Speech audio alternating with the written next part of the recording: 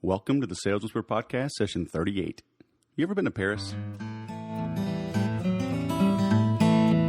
Good morning, good afternoon, and good evening. This is Wes Schaefer, the Sales Whisperer, your host for this 38th edition of the Sales Whisper Podcast. If I seem a little subdued right now, it's because it's 6:27 in the morning. Kids have not yet woken up. It's a Monday. My boys get to sleep in an hour. They get late start on Mondays. Recording this before I head out to Phoenix. Spend a few days out in the Infusionsoft headquarters. My new sales guy that starts today. Get him some training so I can't scream as much as normal while everyone's asleep. But hey, you're in for a great interview as always. I've got DJ Paris. He owns a blog called Thoughts from Paris. He's an author. But he's an interesting dude. I ran across him online very recently. I liked what he's doing. He's about to go over 100,000 followers on Twitter. And when I look at that, it's like, all right, what's this guy doing that's different? How did he do that? And he admits some of his success back in the early days was due to things that he would no longer do now, and he was punished for it. But he still has a day job. He's a sales manager at a company, and he likes his job. He doesn't want to give it up. But writing has become a passion of his. He's always been a funny guy, and I can relate to that. So kind of brother from another mother. But he followed his passion. He was inspired by some books and some authors you will recognize, but he has a unique spin on that. So take some notes as DJ Paris tells us how he has followed his dream in building his little business that is quickly becoming a nice big business. Good selling. DJ Paris, Thoughts from Paris. Welcome to the Sales Whisper Podcast, man. Thanks for joining. Thanks for having me. So you just rubbed it in as we started this. You're waking up from your nap. It's 4 o'clock my time, 6 o'clock. Well, it's cold where you are, right? You're in Chicago? Yeah, it's about 8 degrees out, but at 4 o'clock in the afternoon, I shouldn't be having a nap. I'm only 37. I'm not that old. Come on. Naps are the bomb. But, you rub that in. I'm going to say, hey, I got my windows open right now because I got too hot. All right. So Southern California weather. So take that. Yeah, I'm going to go ahead and hang up now. I got to walk the dog in the snow. Well, actually, I don't even do that. because I have such a little dog, I have this 7-pound Chihuahua. I have a little and I live on the 4th floor, and I have a deck outside, and I have this little AstroTurf thing. So I literally just open the back door. She goes into the AstroTurf, then comes back in. So I've got it pretty good. I just saw a thing today. It was some little dog, and it looks up one of those memes. It says, "Mommy, can I go in the litter box like the cat?" Because it's cold outside. I have seriously considered doing the litter box training, but I don't think I do have a cat as well. I don't think she'd be happy with that. All right. Well, in the second podcast, we'll do one on training pets. How's that? Sure. All right. Very cool. So you've got. So I just ran across you last week, and you know what? This is my podcast, so I can interview whoever the hell I want to that says yes. And I like what you're doing. I found you on Twitter, and I don't know if you found me. I don't know. But it was good stuff. I saw your iPhone app. It's got me curious now into getting my own.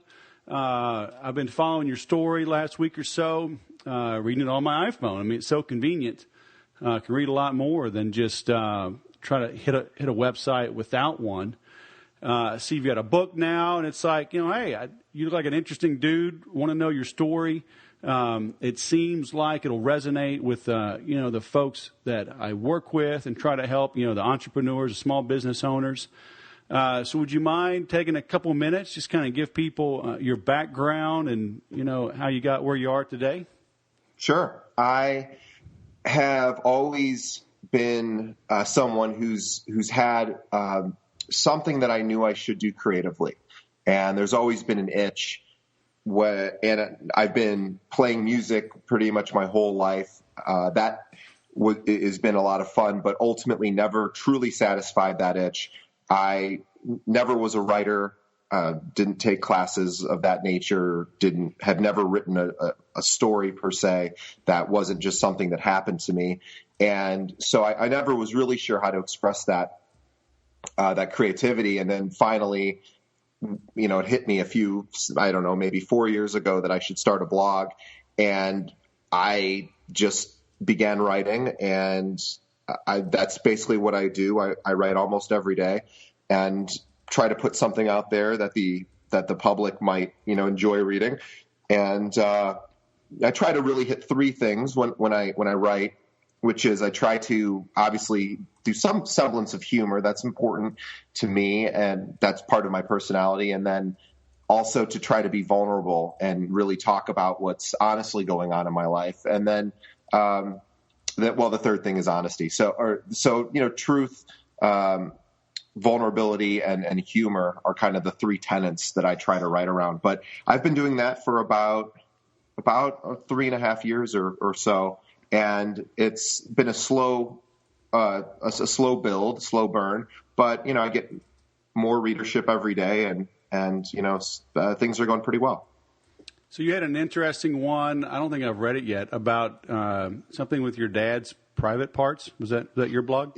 Yeah. Actually, that's the most popular story that's been read on my blog. I just saw some stats the other day. 154,000 people read that last year. So it's been, which is funny because it's really not even about me. It's about my dad. And thankfully, there's kind of a funny story. Well, a small funny story about that, which was I didn't ask his permission before I wrote that. And I should have, but I didn't.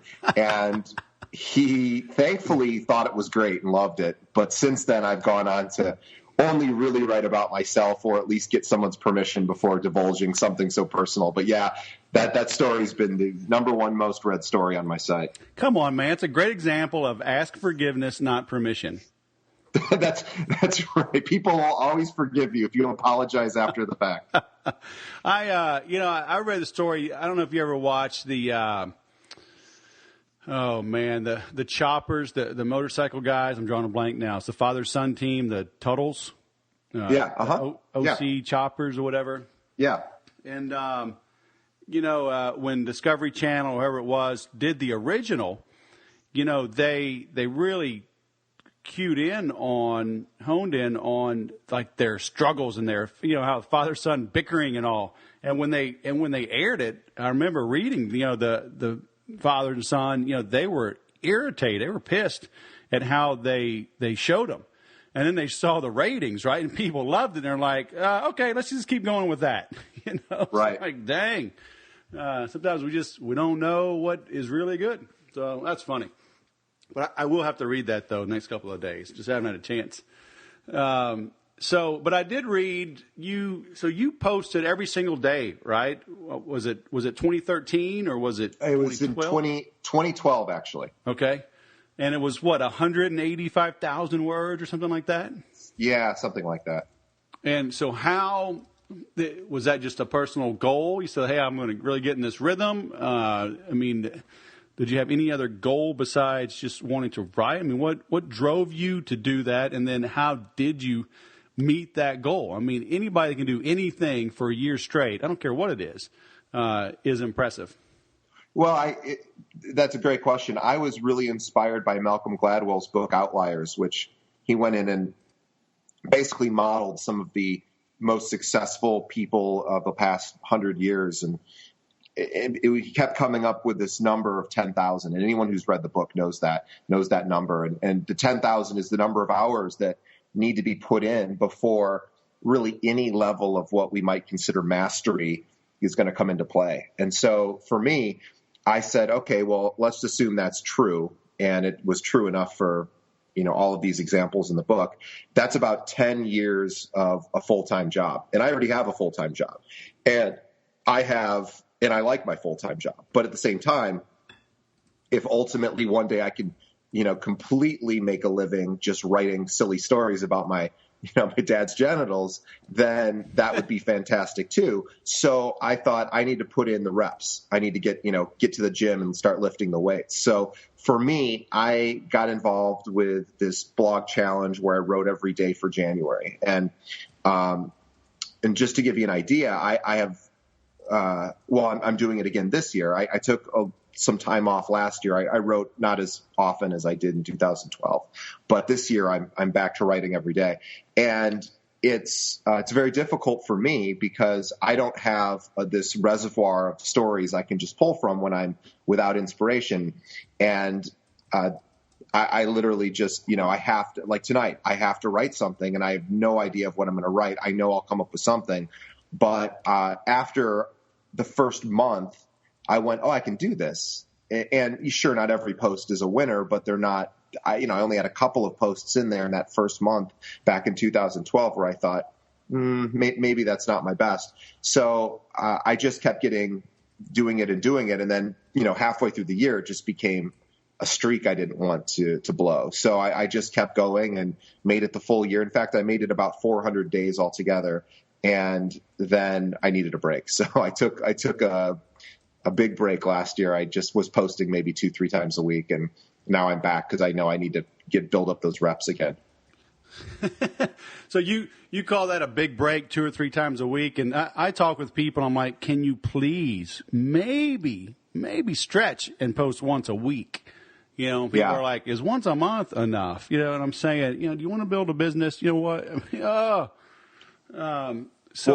I just wrote about this the other day, actually. I wrote about, there's this great book, if you want to really get kicked in the butt, called The War of Art. It's it was written about 10 years ago, but it's got kind of more in the public eye these days. And he talks a lot about resistance and getting to work and doing the things even when you're not inspired, and that was, when you write every day, there's no inspiration that hits you on a daily basis, except once in a while. So you just know, for me, it's like the Malcolm Gladwell book was enough to go, all right, I got to put 10 years in of basically no rewards.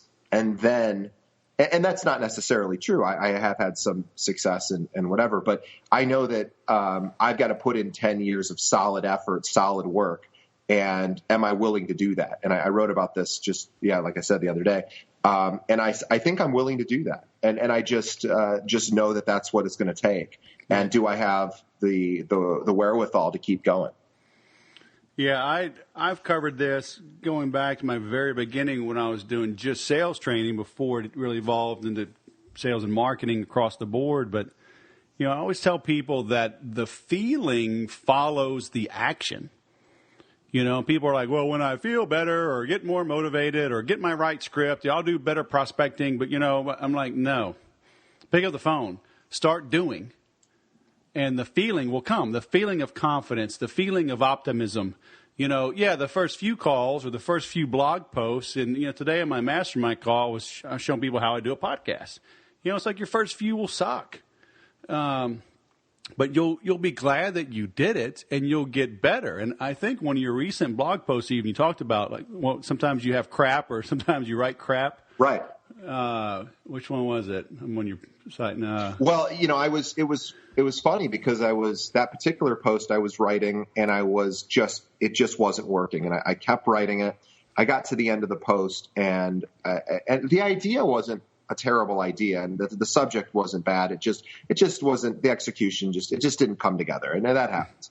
And so at the end of the post, I just go, this just isn't working. I'm sorry, this is a bad post, but I'm going to publish it anyway. Right.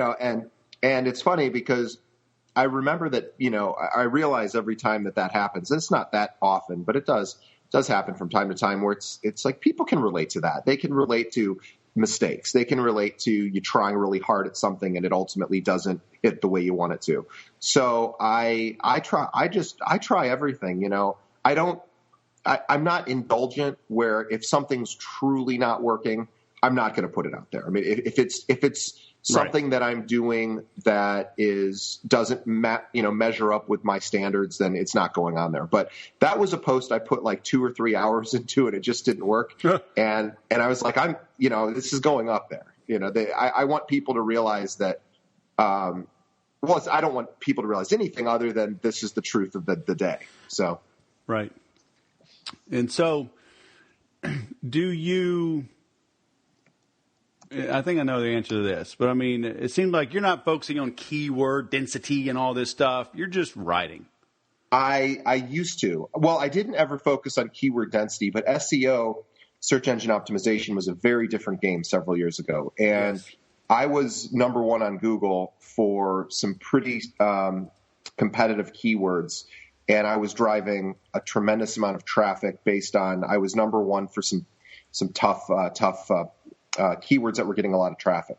And I bought my way to the top, which a lot of people did. This was what the New York Times wrote as the seedy underbelly of SEO. Right. And you could do that back then. But you can't do that anymore. And I wouldn't probably do it anymore anyway. But now you have to earn your readership. And SEO is a really difficult thing to do these days. You have to have, at the end of the day, Google continues to get better at what they're trying to do is service their customer, and this customer wants relevant results. So if you're just loading up a post with keywords hoping Google to get attached to it, well, Google might initially do that, but they're going to figure out that the quality of your site or your post is low. I've just found that you're really chasing your tail when you're trying to load up keywords in a post, because you might be on top for a day and then you shoot down. I lived that life for like a year, and it's just too difficult to sort of game that system anymore. Right. And I'm glad you said that. And yeah, it's funny. My wife was just in here a couple of hours ago before she brought me my beer. You just heard. And because she met with a friend of mine here in town. She had never met him. He owns a local business. He was doing a lot with StomperNet back in the day. And Okay. StomperNet basically went away, and they were kind of on the seedy underbelly. Yeah. They were at least gray hat. I don't think all their stuff was black hat, but they were borderline and pushing the limit, and they had a very high dollar membership site and teaching people stuff.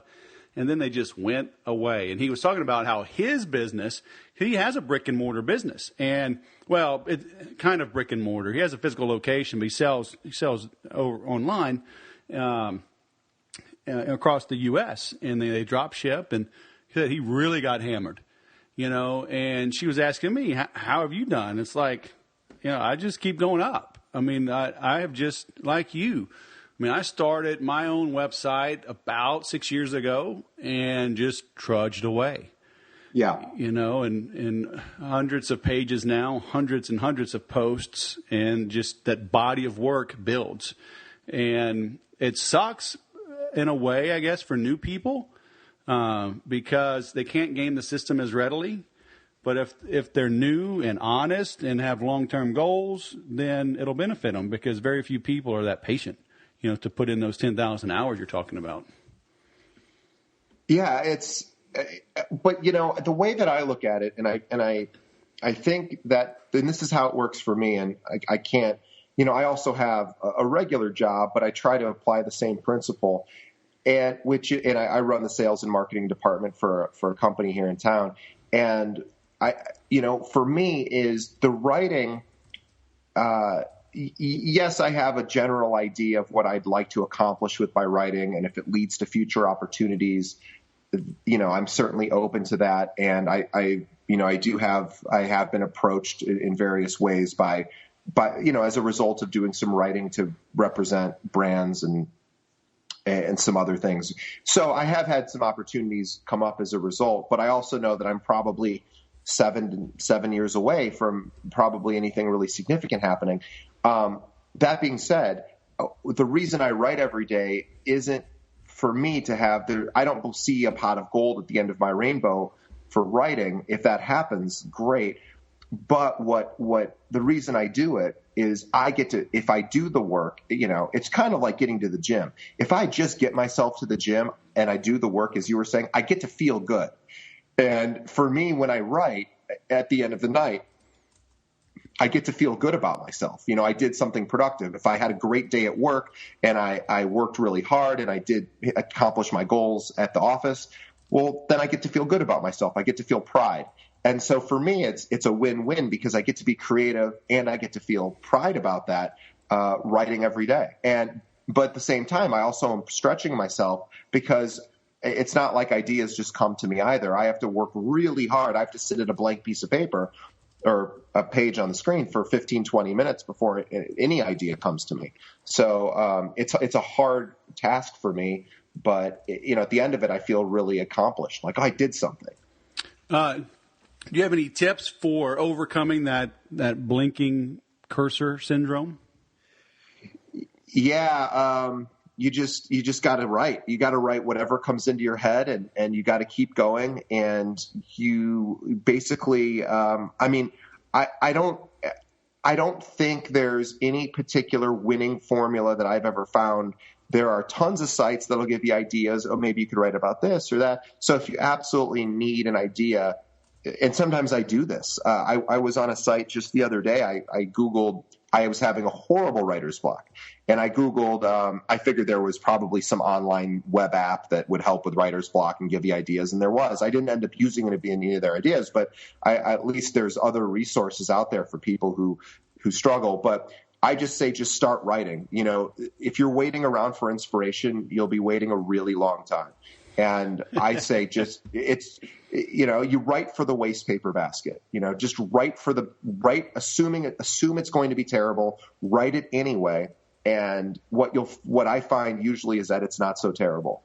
But I don't start with an idea. Very rarely does anything hit me during the day, and I go, "Oop, that's what I'm going to write about tonight." Maybe I should think about that more as the day progresses, but usually nothing interesting happens to me in a day, and just have a normal day. I go to work, I come home, I have dinner, so for me to try to find content in that is strictly a matter of me trusting that when I sit in front of the computer, that something eventually will come out of me. But oftentimes it's just a thought I have or a feeling, and I kind of go from there. So as far as the secret to staring at the blank piece of paper is just to start writing, in my opinion, start writing whatever comes into your head, and just trust that when you follow that intuition, that something will eventually emerge.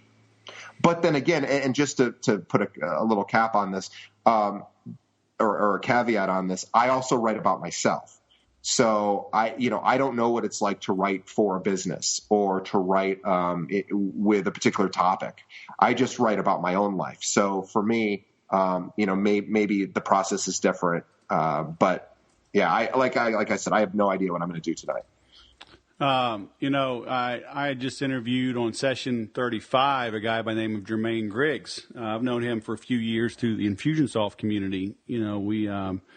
I sell a lot of Infusionsoft and consult on that. He's been a big user of them for years, and he talks about write every day, and he says write for that, that 61st or that 63rd minute. He says you're writing, and then boom, the good stuff comes.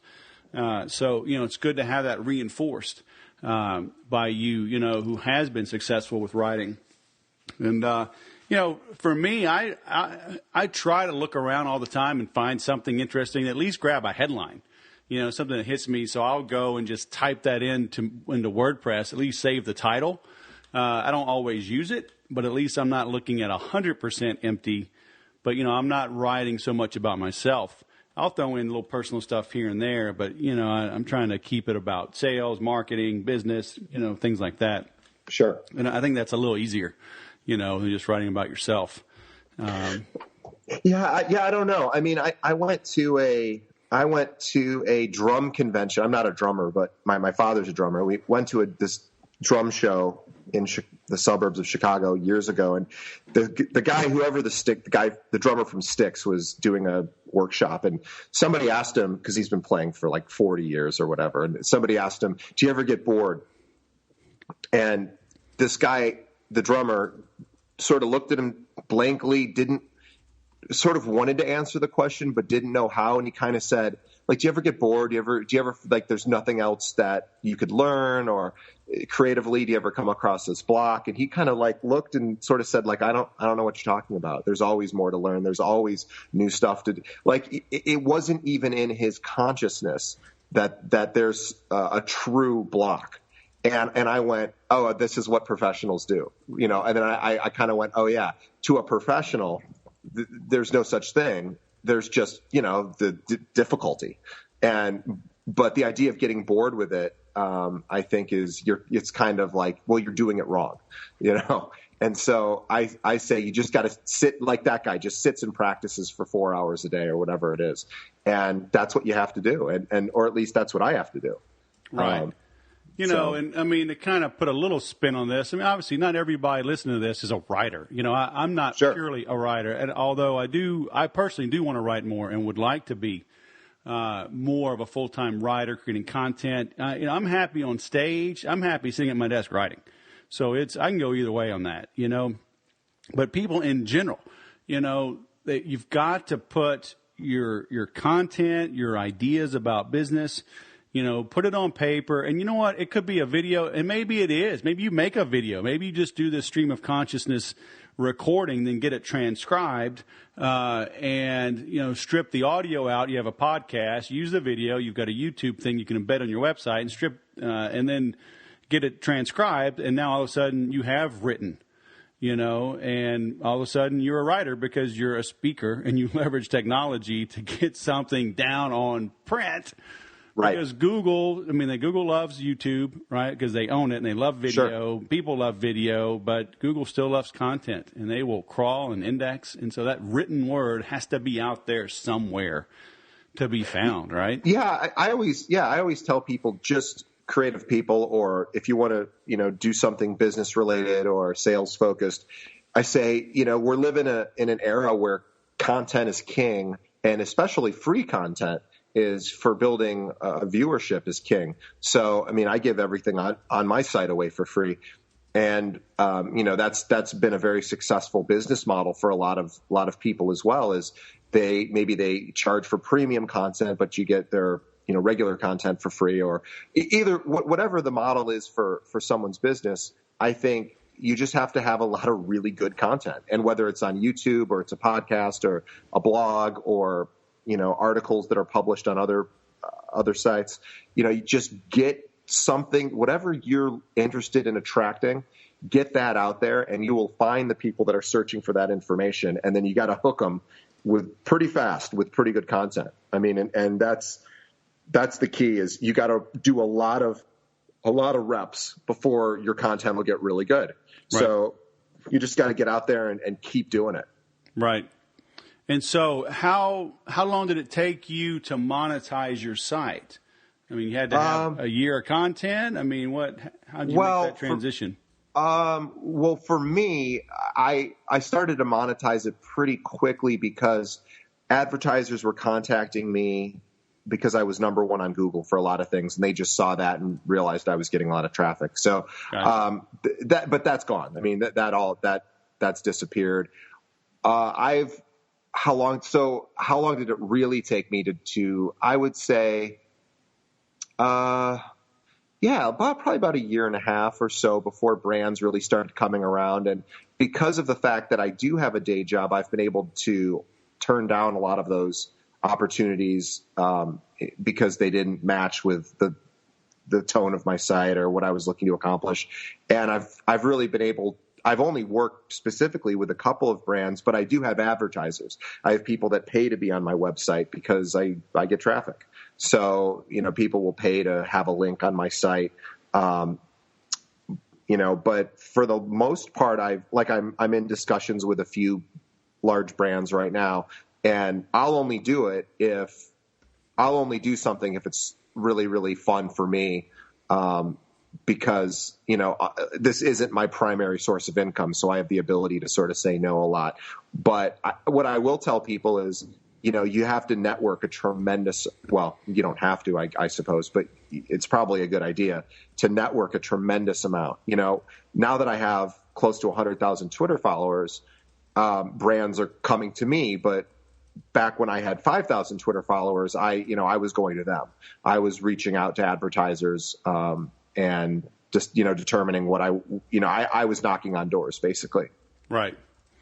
And so what led to the book? Holy crap, I'm bathing in a rose. Yeah, well, I wrote every day back in 2012, and then I thought, it'd be kind of fun to put a book out there, and with no expectation of it selling. And it sells minor amounts, and it's really no big deal. But I thought it would be, the whole reason I thought it'd be fun to do it was, I sent out I don't know if it was a tweet or something, asking if there were any any editors of my readers. And I got something like 25 or 30 responses from people that said, I've been an editor, or I've, amateurly edited or whatever. So I said, well, now I don't know who to choose, because I was going to ask them to help me edit this book. And then I ultimately said, well, what if I included everybody? What if I had 25 editors? And that's kind of a funny idea in and of itself. And so I literally got 25 editors, and we went through and edited my book. I divided it up into 25ths, and each person was responsible for a certain amount of content. And then they had full carte blanche on what they could do if they wanted to rewrite a story of mine, if they wanted to put it, in the words they would have chosen rather than what I chose, then that's fine. So anyway, I put this together, and it was more of a community effort. And it was more for that reason. Although I do have another book that I'm part of that will be actually, I have 2 additional books that'll be coming out in the next probably 3 or 4 months, where I'm actually part of a community that's putting a book together, where I'm just one of the writers. But yeah, it was fun. I mean, I got my readership involved. I would say engagement is so important if you have some sort of online audience. And this was a way I could engage people, was to have them all part of this, this putting this book together. So how did you get all those Twitter followers? Was it because of the great success you had early on with the blog and your SEO things you were doing, and then you've just been able to keep them and just grow organically from that? No, that I wish it worked that way. God, I wish I didn't have to do anything and they just come. But no, I work really hard at Twitter. In fact, just to give you some idea of some numbers, I'll hit 100,000 Twitter followers probably in the next week or so. But I'm at like 99 something. But I only have 3,200 Facebook fans, which is quite a disparity in those numbers. And I don't understand Facebook. I mean, I use it, and I've never been able to increase my following on Facebook to anything near what I do on Twitter. I don't know why. I publish the same content on Facebook that I do on Twitter, but how I grow my Twitter face is I'm constantly setting out good content. Or in this case, funny jokes, and not always funny, but mostly, little one-liners that I come up with. And after 3.5 years of writing jokes on Twitter, my stuff gets retweeted and favorited and whatever, and people send it to their friends. And, I do that for probably about an hour a day I spend doing that. And wow. I only tweet maybe 5 to 7 times a day. So it's not like I'm one of these people that has, tens of thousands of status updates, because that for me would dilute my brand, and I can't come up with that much great content. So other than sending out my blog posts, and I send out some blog posts for other people that I really like as well. Other than that, I might tweet 3 or 4 jokes a day, and that's really it. But I hate to say it, but I'm an entertaining person to follow on Twitter. That's just the reality, and I work really hard at it. What's wrong with that? Well, it just doesn't sound right, I think. But the truth is, like, I'm a good joke writer, and so I write good jokes. I send them out, and just like with my blog, I know if I write good content, people stick around and they'll tell other people. So it's been a slow growth, though. I never had a post go viral. I never had the closest thing I ever came to going viral is Tony Robbins tweeted out one of my stories once, and I had 5,000 people visited my site in like an hour. And that was, and then like 2 days later, it was right back to normal. So right. It was one of those, and it was one of those things that was barely a blip on the viral radar scale, but right. Radar. But yeah, it's just I grow about 200 to 250 new Twitter followers a day without exception. Right. And never more than that. It's never like, I got 5,000. It was 250. So it's been years of just putting my nose to the grindstone and working. So I wish I had a cool success story, but it's just, I just don't. Do you use any kind of post scheduler, or you just write them as they come to you? And do you write them all down and just post them? Yeah, I don't have the patience to schedule my posts, and I think there's too much data out there that contradicts each other about the best time to do anything. I've just recently started looking at my data, not my Twitter data as much as my who comes to my blog at what time of the day, what days of the week, more just because I'm interested. Because if I look at my traffic and it's down, like Monday, for example, seems to be not a great day for me for my blog. I can't figure out why that might be, but it just happens to be the case. And that's more about setting my own expectations, so I'm not bummed out on a Monday when I write something which I think is good. But I don't schedule my tweets. I don't schedule my posts. I just put it out there because to me, it's a little bit too calculating for me. I'd rather just put it out there. If I come up with 5 great jokes in a row, I fire them off within minutes of each other. And I just kind of go, well, that's it. That's all. Maybe it would be smarter to be, and the reason why I do that actually is because number one, I want to send them out immediately just because I enjoy doing that. And number two, because I'm available to respond right away. So if somebody writes back and says something even funnier than I do, then I want to acknowledge that. If I, send a tweet out at 7 a.m. when I'm not available, or during the workday, so no, I'm sorry. Long answer to a short question, but no, I don't schedule my stuff. Well, I mean, that's fantastic though. What you brought up. So, because I'm like you, I hate being that calculated. I've tried some things. Like if I know I'm going to be out of town or just away for a bit, I'll try to jot some things down and save them up, but it's hard work. I like more of the spontaneity, but I like what you said about, so you can be available to respond. It's that engagement. It's that real time. I'm shocked at how many people are shocked when I reply to them, oh, thanks for getting back to me. I'm like, well, sure. Why not? I mean, right. I'm a human being. You're a human being. It's all good. And like Gary Vaynerchuk, I just read his book this over Christmas break, that jab, right hook. And he really opened my eyes to Twitter about, that public dialogue. It's just this big public place to shout and talk and engage and let everybody listen, and anybody can chime in at any time. And so, I think you've struck that, you've hit that nerve. And I think you just being open and all raw and honest, I think that really plays to Twitter, and that's why you've grown. Yeah, that's probably right. So what's the deal with these apps, man? Should I be getting an app? Oh, this was a passion project for me, and it just costs money and it generates no income. So it's from a business perspective, it's a big zero. But it was something I wanted, and because I just thought it would be cool. So I've hired many developers actually to work on. In fact, I just submitted a new version for the Apple App Store, which is being currently reviewed by them. I should hopefully have an approval in the next couple of days, which I've added push notifications, which has, been a huge ordeal. And so that was my next iteration of the app, was to do that. But basically, I do podcasts, I have videos, and of course I write. And I wanted just to create one centralized location where people could go and access the content.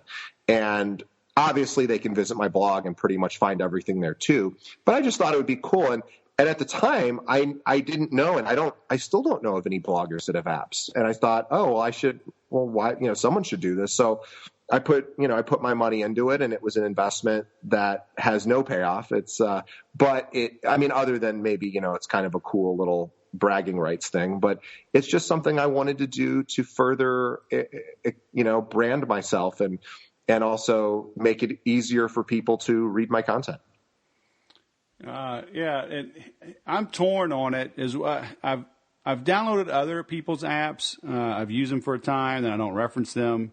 And I know they cost money, and it's like I'm torn as well. I mean, I don't spend money unless it's going to make me money, Yeah. Apps are tricky because initially I thought, well, I'll make okay. So the whole reason I even have an app is a few years ago, a company came to me, this really big app company, and I didn't know who they were because I didn't know anything about apps. And they had just finished like Pearl Jam's app or some big, I don't remember who, but somebody big. And they said, hey, we see that we'd like to create this app for you. And I said, okay, cool. Yeah, that'd be great. And so they started building it. And then I think about halfway through it, they realized I wasn't as big of a deal as they thought I was. And they basically kind of politely pulled the plug on it, which I understand. They were working for free. I mean, I get that. Didn't hurt my feelings. But then I kind of thought, now I have this itch. I want this out there. And it doesn't get a ton of downloads. In fact, I just had to re-upload it to the Google Play Store and I lost all my stats. But, I don't know, maybe a few hundred people have it, and out of my thousands of readers. So very few people, less than 1% download it. But it's just another way for people to access my content. I just thought that would be fun. And, and some people like it and some people don't use it. Right. Is everything you do on WordPress? Yeah, I'm a big fan of the WordPress CMS, and it's worked well for me. And I love WordPress. Yeah, I've done everything on that. I've looked at some others, but I don't know. Maybe for some just pure blogging, I might switch over to some other simpler things. But WordPress, I've learned it now for 6 years, and it's pretty damn solid. But as I grow my team, they're like, Wes, stop touching the website. I'm like, I want to be able to touch something. I got to fiddle around a little bit, So, yeah, I don't know how to grow, huh? So, all right. So, what's up with this OSEX? Well, that's coming to an end. My co-host, unfortunately, isn't able to continue to do the show. She's too busy. We're going to do a final show, which is a shame because it's just a fun little pet project. We had some sponsors and things like that. It was fun. And I have a new co-host we're doing a little bit of a different spin on that and unfortunately this person doesn't live, she's in Southern California as well.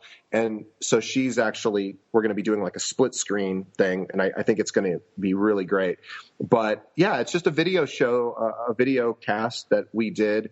And basically readers would write in with their relationship questions and dating questions and things like that, and we would answer it, and we got a fun little response to that. And I'm willing to try just about anything and see if I like it and see if it works. And there's been plenty of things. I would say 80% of the ideas I have never panned out, but that was a fun one. And when you have a personal blog like mine, as long as the content's good, there's really no downside of putting it out there. So for me, it was like, I'll try video, and if it's not good, I just won't put it out. And, so it's worked out fun and well, but unfortunately, my co-host is leaving, so I found someone new. Hey, very nice. And, I love what you said there, though, is keep trying new things, right? And it's easy to say, right? Failure is not a person; it's just an event. It's just feedback. But people take it personally. A guy interviewed just yesterday, so he'll be on session. I want to say 36, maybe 37. I don't know. Jia Zheng, he was the guy that did the 100 Days of Rejection. He videotaped himself. He recorded like walking up and asking a stranger for $100. Things like that, trying to get rejected. And once he'd kind of gotten a rhythm, same with your writing, he realized it's just, rejection, failure, it's a passing moment. You just got some feedback that said, don't do it that way, keep going. And I just love the fact you embrace that and do it. Yeah, if you're afraid to fail, then you're not going to get very far. It's just the truth. And in fact, people who aren't successful haven't failed enough. It's like if you're waiting for if you're staring in front of a blank screen and you can't have any ideas to write, that means you haven't written enough. Right. I'll be staring at that same screen later, so I get what that feels like, but I also know that you just got to do it. And regardless, just like every time you get to the gym, you're not going to have, your absolute best workout, but something's going to get accomplished if you put the work in. So, Yeah, I always say fail more. Lots of failure's good. It's a good thing. It's like I did 198 takes last night for my video blog, a confession. Oh God. Yeah. I have a podcast that I've been trying to put together I've done probably 50 takes on just even doing a good 3-minute introduction, and I can't do it. But yeah, and I've put it aside for now because clearly I need to just practice more or something. But yeah, I tried to do a video. God, that wasn't that long ago, maybe a month or so. And yeah. I was a crazy person, and last night I had no ideas on what to write about. So I went back and I found hundreds of blog posts or comments that people had written in that I never responded to. So I went back, sometimes years back, and I started replying to people's comments. And I thought, oh, that's kind of a funny idea, like replying to somebody who wrote a comment back in 2011. I thought, and they're going to get this email that says, here's where you got to reply to your comment. I thought, well, that's kind of funny, So I went back and started doing that. I spent 4 hours doing that last night. And then I thought, oh, why don't I write about this? So when that video thing, I kept screwing it up. I literally counted at the end of the night. I mean, I was out of my mind. But that's what happens for me when I'm doing the work, even if it's not working. I continue to do it. I just keep going. And ultimately what came out of that was not a great video, but the video actually turned out, if I remember correctly, turned out okay. But I did 198 takes. And and I was out of my mind. I didn't take a break. I think I went to the bathroom once. I just kept going. And because I knew I had to get it done. And then I went, oh, now I've got something really cool to write about, tomorrow or whenever I did it. So it was crazy. But I think you have to be willing to put in the hard effort, even when you keep failing over and over and over again. You just got to keep going, and eventually something, comes out that resembles a decent product. That's amazing. I think probably around maybe number 98, the last video would have been of the camera going out the window. So that's amazing. But I think that's indicative though of entrepreneurs. We get a bug up our butt and we're just going to stick it out and figure it out come hell or high water. And even if that doesn't work out, we're going to learn something that'll serve us somewhere down the road, to grow our business. Agreed. So what's your big plan, your big scheme? Do you have an idea? Do you have a 5-year plan, or are you just taking this where it goes? For me, I have always found that direction works better than goal. And that's been my personal experience, that when I set goals, I have very little control over whether the goal actually gets accomplished, because there's all sorts of extraneous factors that may or may not. For example, if I set a weight goal, my body might not be healthy at that weight. So and I might just not know that. So but if I set the goal for every day I'm going to eat, a healthy number of calories, and it's going to be the right number of protein and carbs and fats, and I work out at the appropriate times and whatever. If I set that direction, then my body's going to hit the appropriate weight, or at least that's what I believe. So I have the same kind of thoughts with respect to my writing, which is if I just do the work, then brands will find me, opportunities will come to me, and they have. And if I just put out really good content, something is going to happen eventually that will be ultimately a way to make a living at this with my writing. And that's starting to happen. I'm in the process of talking to representation at this point, and it's not, it's the reason the representation is talking to me is because they can monetize me. And the reason they can monetize me is because I have a certain amount of readership and followers on Twitter. The reason I have the certain amount of readership and followers on Twitter is because I write good content. Right. The reason I write good content is because I used to write really bad content, and I wrote a lot of it.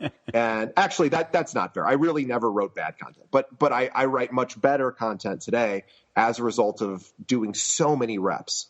And so, as a result, if you are truly good at what you do and you have some sort of marketing strategy, and I have a very specific marketing strategy, then you will eventually catch the eye of people, and eventually people will reach out with opportunities, because either you can make them money or you can make money together.